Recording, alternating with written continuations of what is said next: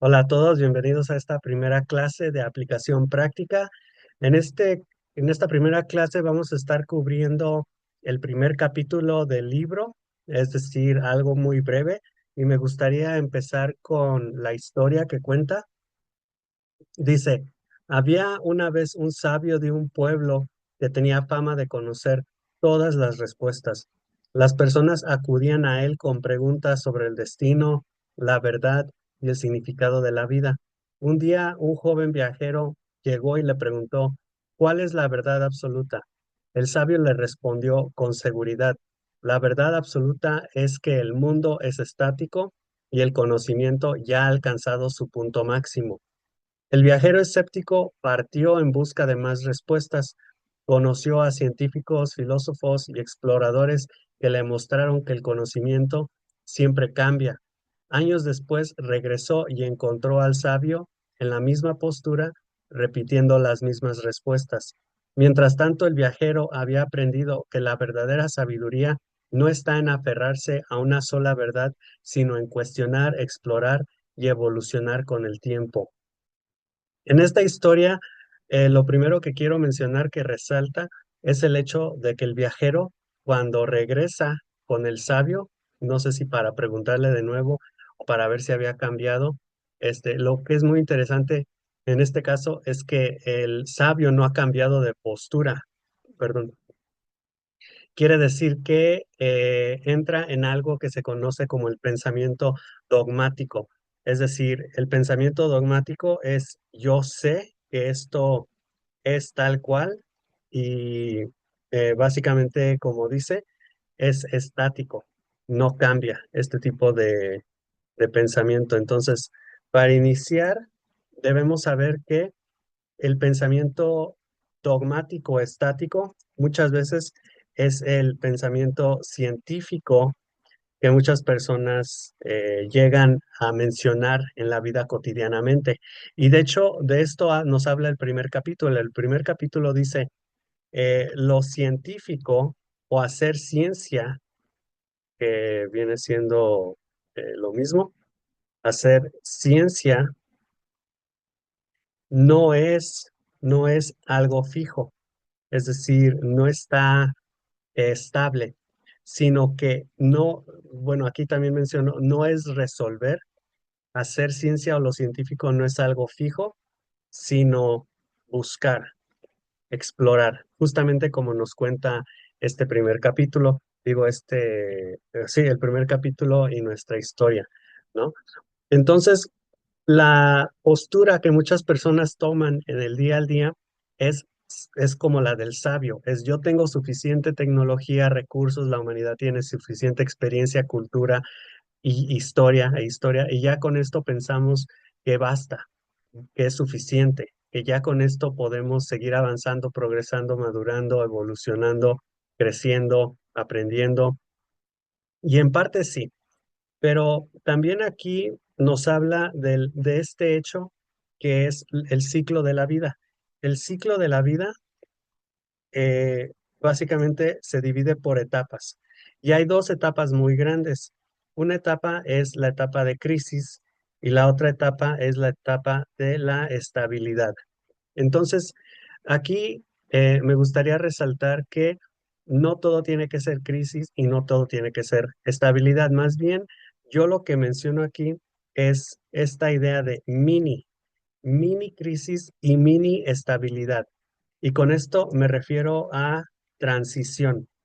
Transición en el sentido de que no siempre estamos en el mismo lugar haciendo las mismas cosas y no tiene que ser una crisis de mayor escala, no tiene que ser una crisis así como muy grande, pero por ejemplo, cuando tú te cambias de trabajo o inicias un nuevo trabajo o terminas una relación o te cambias de casa, de ciudad, incluso cuando hay cambios en tu trabajo, en tus escuelas, eh, entras en esto, entras en una transición, aunque no es cambio por completo, pero sí es una mini crisis, lo que yo llamaría. Entonces, esas son las oportunidades, esos son los momentos llenos de potencial y todo lo que tenemos para poder justamente detectar, como, bueno, muy comúnmente dicen, esas fortalezas en nosotros o esos crecimientos, esos aprendizajes. Los puntos de estabilidad también son importantes, por supuesto, y necesarios porque no todo puede ser cambio y crisis. Aquí pongo como por ejemplo también la idea de finalidad, el querer conocer el porqué de las cosas. Y en este caso, cuando yo conozco, mm, conocer el porqué o decir la finalidad, en este caso, no necesariamente la causa, pero sí para qué es algo. Muchas veces las personas quieren saber esto, pero en el texto menciono que lo hacen de una forma destructiva, destructiva porque realmente no se están interesando eh, en, sin interés, en lo que se está hablando, es decir, no hay una reflexión. Y esta ausencia de reflexión es lo que difícilmente va a provocar el crecimiento y difícilmente va a provocar lo que necesitamos, que es eh, la experiencia para poder llevar a cabo el método del proceso. Luego también menciono el hecho de que vivimos en una cultura de la evidencia, es decir, todo se tiene que evidenciar y si no hay evidencia que va de acorde al método científico o a esta noción de que todo tiene que ser comprobado, si no es comprobado, entonces simplemente se descarta, ¿no? Como que se queda a un lado. Ah, ese ni siquiera es conocimiento, esa es nada más tu opinión, o ese es un mito, o esa es una fantasía, ¿no? Entonces, después de explicar la idea de las mini crisis y las mini estabilidades, ahora sí entro con la idea del método del proceso. El método del proceso es una idea que nos habla de enfocarnos más que nada en el cómo se hacen las cosas, más que el qué. Entonces, cuando nosotros hablamos del cómo, estamos hablando de los procesos. Cuando estamos hablando del qué, estamos hablando de los conceptos. Y aquí entro obviamente en esa distinción entre lo conceptual, que es como lo explícito, ¿no? Yo te explico algo, por ejemplo, te explico que tienes piernas, y lo procedimental. Lo procedimental en este caso, o conocimiento procedimental tiene que ver justamente con el cómo. Cómo yo te explico, tienes piernas, pero no puedes caminar, o un bebé no puede caminar. Entonces, ¿cómo camino? ¿Cómo uso las piernas? Yo te explico lo que es un libro, pero no te explico para qué sirve, para qué lo vas a usar, cómo se usa. Tú sabes lo que es un carro, pero no sabes cómo manejarlo o andar en bici. Yo te explico lo que es una bicicleta, pero no sabes cómo andar en bicicleta. Entonces, el conocimiento procedimental, eh, lo que lo alimenta en última instancia es la memoria implícita. Es decir, justamente como acababa de mencionar, el método del proceso es más enfocarse en el cómo se hacen las cosas que el qué. El qué justamente se enfoca en lo conceptual, ¿no? Entonces, el qué es la cosa y es explícita, ¿no? Se tiene que enseñar de forma explícita en este caso. Ahora, el cómo se hacen las cosas es algo que eventualmente llega a estar en el inconsciente y esto más que nada se llega a hacer o se llega a conocer, sí, a conocer y a hacer de forma implícita, es decir, de forma inconsciente, de forma mecánica, y no inconsciente de que no sepas lo que estás haciendo, más bien de que ya ni siquiera lo tienes que pensar porque ya sabes cómo hacerlo al pie de la letra, ¿no? En este caso, podemos ver esto, por ejemplo, cuando la gente camina justamente, cuando maneja, si ya llevas años manejando o andando en bici, ya no piensas qué tienes que hacer con las piernas, con los pies, con las manos, con los dedos, ¿no? O sea, a dónde tienes que mirar, no lo piensas, no es explícito, no se explica, simplemente se hace, ¿no? Ya lo tienes mecanizado. Y esto obviamente va de forma también con la idea de la memoria implícita, que es la procedimental, la mecánica, la inconsciente, y la memoria explícita, que se subdivide en la narrativa episódica, es decir, de historias. Yo te explico una historia, pero también conceptual, que es semántica. En este caso, yo te explico lo que es algo. Eh, Esto es importante porque de la misma forma que primero en la memoria se tiene que volver algo que queremos aprender a hacer explícito, es decir, se explica, por ejemplo, si tú tomas un curso en psicología, se va a explicar primero qué es la psicología, o sea, el concepto, la semántica. Tal vez se puedan meter historias por ahí, dicen que esa es una muy buena forma de enseñar. Por eso la historia al inicio, episódica, narrativa, y finalmente, después de tanta práctica, aplicación, se vuelve procedimental, se vuelve esa memoria y ese conocimiento se vuelven implícitos, inconscientes, ¿no? Entonces aquí el método del proceso dice, apunta a enfocarse en cómo se están haciendo las cosas para la mejora, ya sea personal, profesional o técnica. ¿Qué significa cada una? Personal puede ser en tu relación con tu familia o tu pareja o simplemente en tus relaciones como individuo personales. Profesional puede ser en conocer cómo puedes ser más feliz en tu trabajo, en tus estudios, en la escuela. Y técnica puede ser aprender o mejorar alguna habilidad como tocar el piano o hablar en público, ¿no?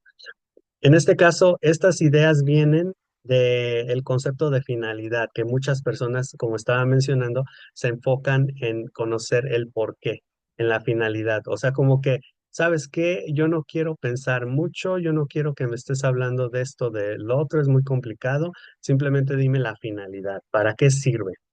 Y esto va en contra de eso, porque no es la finalidad lo que cuenta, sino el proceso. Por eso se llama el método del proceso, porque el enfoque aquí es como el enfoque en filosofía, que dicen, por ejemplo, el objetivo de la filosofía no es llegar al fin, sino es estar en el medio, es estar en el proceso, es estar cuestionando constantemente. Es un proceso instrumental, es un fin instrumental, ¿no? De proceso, no es llegar al fin, no es conocer las cosas. Entonces, en este caso, el conocimiento procedimental se contrasta del conocimiento conceptual, es decir, del qué, eh, y la meta es estar en el proceso. Aquí, como digo, es como una de las muchas definiciones de la filosofía. La filosofía es un medio y un instrumento, no un fin, y tiene como objetivo el proceso. El método del proceso es saber que uno siempre mientras esté vivo se encuentra en un estado alterable y de cambios, de crisis y de ciclos. Y lo que uno quiere adquirir, en este caso en un estado alterable y de cambios, es en última instancia la experiencia. ¿Cómo hacemos eso? Se adquiere a través del conocimiento procedimental. Entonces ya expliqué que el conocimiento procedimental es implícito, también el hecho de que en este libro vamos a estar hablando y en este curso también con una historia y la semántica, es decir, los conceptos y una historia para ir conectándolos, como en este caso lo del sabio. El libro también va a estar disponible en caso de que lo quieran leer.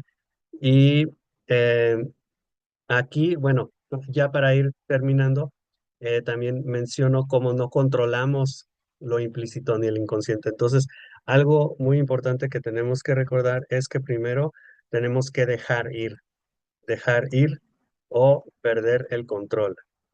En este caso no me refiero a perder el control, y esto tal vez lo hable más adelante, que es el método de incubación, pero aquí lo importante es primero hacer el trabajo. Primero, obviamente, necesitamos lo explícito, buscar la información, hacer las preguntas pertinentes. Y una vez que ya hagamos hecho el trabajo, entonces sí podemos retroceder, descansar y dejar que nuestro inconsciente haga lo que tiene que hacer, ¿no? Entonces, no todo el tiempo vamos a estar ahí porque eventualmente el proceso o la forma en la que algo se vuelve procedimental, es decir, implícito e inconsciente, automático y mecánico, es dejándolo ser.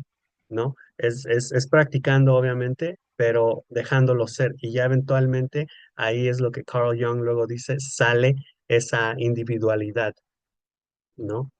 Este, y en este caso, también por último, debemos de tomar en cuenta el grupo. El grupo no siempre nos sirve. Entonces, lo que aquí debemos de recordar es que, y si quieren, aquí también les puedo recomendar el libro de Gustave Le Bon, La psicología de las masas. Es un texto muy importante porque nos habla de lo irracional que puede llegar a ser el grupo. El grupo, mientras más personas hay, se parece más, por ejemplo, a un bebé o a un animal. Comete actos impulsivos, irracionales. Entonces aquí lo importante es dejar que tu elección, con base a un criterio experimental que tú vas modificando y alterando, obviamente, a lo largo de tu vida, tú vayas de esa forma, tú vayas eligiendo lo que te conviene y lo que no, descartando las cosas que no y apropiándote de lo que sí. Siempre teniendo una gama amplia de variedad y de opciones.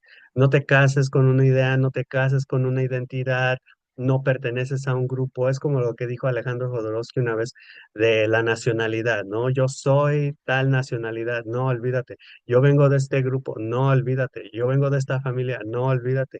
Tú eres tú tienes que elegir por ti mismo, tienes que ver lo que te conviene y lo que no desde una perspectiva práctica para tu propio beneficio, para tu propio crecimiento, ¿no? No estés este, haciendo a los demás felices antes de que te hagas a ti feliz, ¿no? Eso es lo más importante.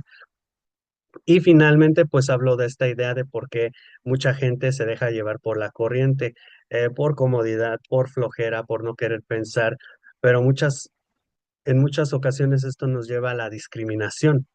Y en este caso, la discriminación, igual que el hambre, yo pienso es una de las enfermedades más destructivas para el ingenio y el desarrollo humano.